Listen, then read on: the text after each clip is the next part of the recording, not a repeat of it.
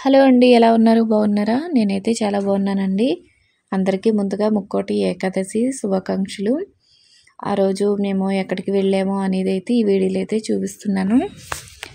First అయితే మేము గుడికైతే వెళ్ళామండి. ఇంకా గుడికి వెళ్ళి దేవుని అయితే దర్శనం చేసుకున్నాము. చూసారు కదా, ఇక్కడైతే ఈ గుడిలో అయితే పెద్ద ఎక్కువగా లేరు, ఎందుకంటే ఇక్కడ కొంచెం విశాలంగా ఉంది గుడి.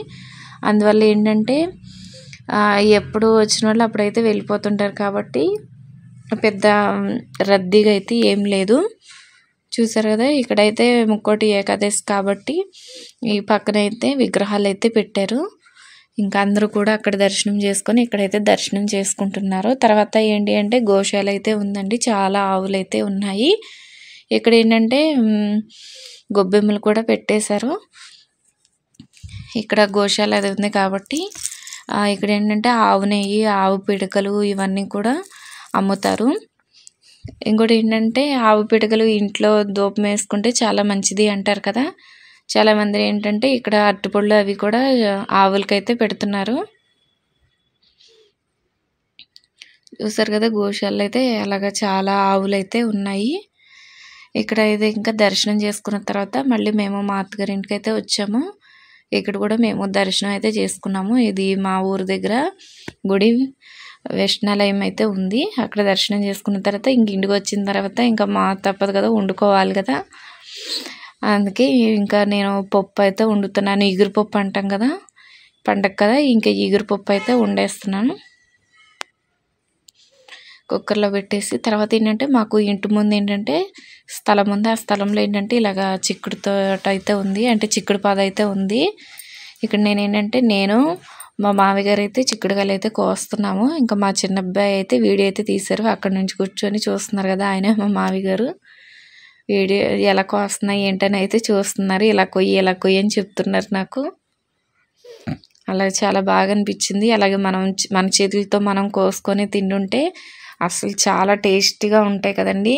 ఇంతకుముందు కూడా మేము ఒకసారి తిన్నాము, ఒకసారి 2 సార్లు అయితే తిన్నాము. ఇది 3వసారి 4వసారి అయితే కొయ్యడము.